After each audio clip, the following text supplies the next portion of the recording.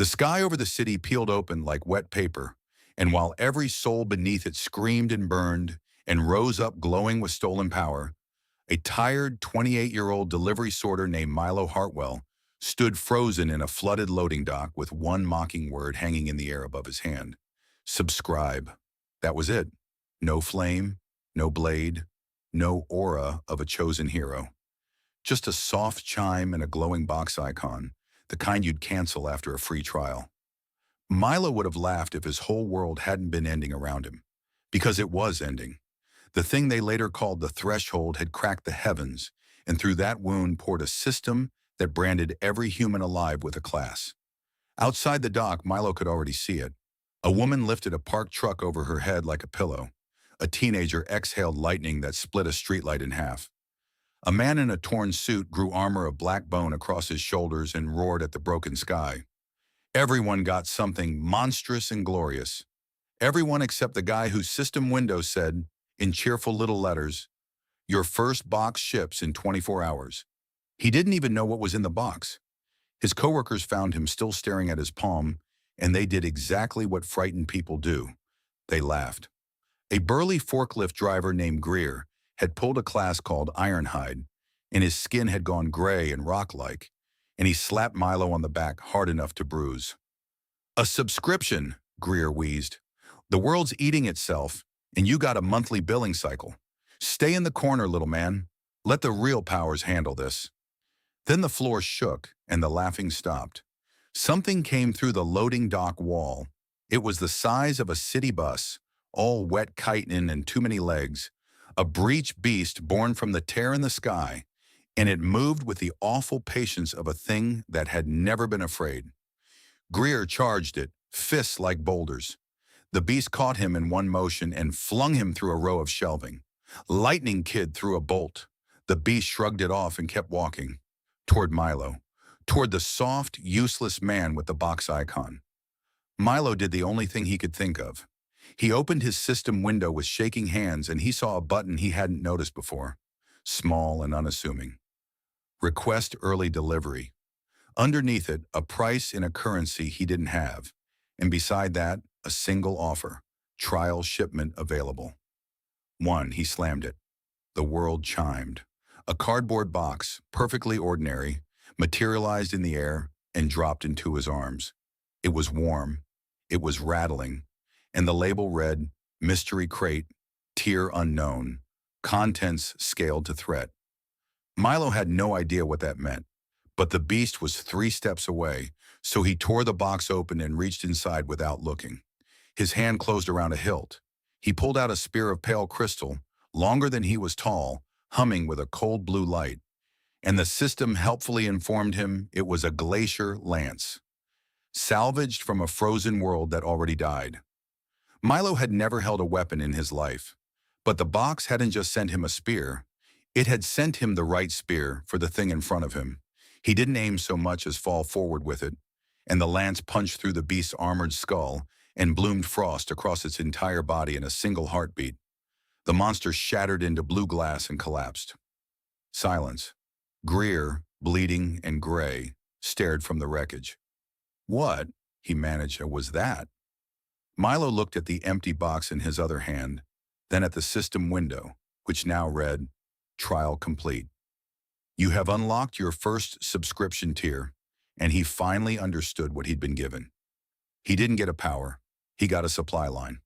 While everyone else had one class, one trick, one shape of strength, Milo had a box that read the world and shipped him exactly what the moment demanded. A weapon, a tool, a cure, an answer, pulled from 1,000 worlds the threshold had already killed. The catch was the cost. Each box drained something the system called standing, and standing only grew when he survived, when he helped, when he proved the subscription was worth keeping. The world had made him a customer in the marketplace of dead realities, and the more he risked, the more the catalog opened. So Milo started risking. Over the next days, while the city carved itself into territories ruled by the strongest classes, Milo went where the powerful wouldn't bother to go. The collapsed subway tunnels, the sealed hospital wing, the school packed with terrified kids and no defenders. He couldn't fight like Ironhide or throw lightning.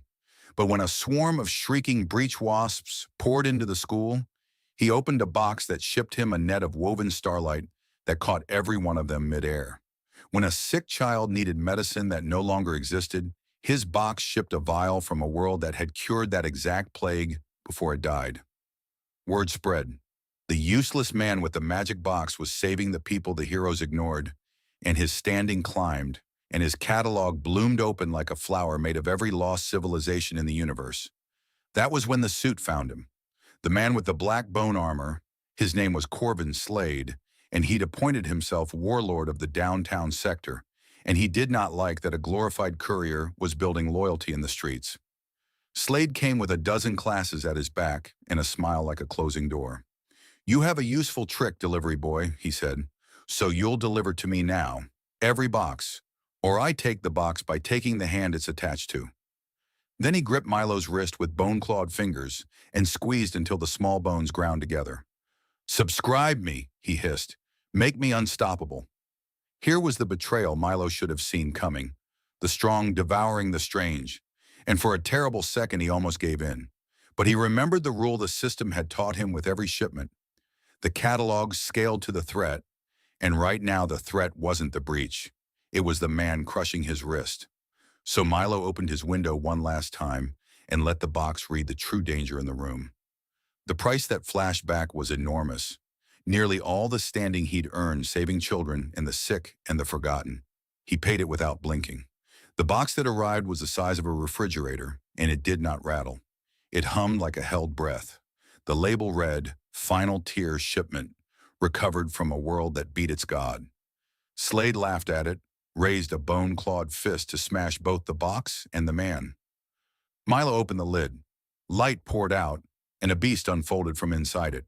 Far larger than the box that birthed it, a serpent of liquid silver and blue fire that coiled up through the broken ceiling and blotted out the cracked sky. Its eyes found Slade, and the system spoke in letters Milo felt in his teeth. "Loyal to the subscriber. It remembers who saved its world's last children." Slade's dozen classes scattered. Slade himself swung once, his bone armor shattering uselessly against scales forged in a war against a deity, and then the serpent simply wrapped him, lifted him, and pinned him, gasping against the wall, alive, beaten, and utterly powerless before the courier he'd tried to enslave. Milo walked up to the trembling warlord. He didn't kill him. He just leaned in close and let the words land. "You all got one power," he said quietly. "I get whatever the world needs, and the world doesn't need you anymore." Then he turned and let the people Slade had ruled decide his fate.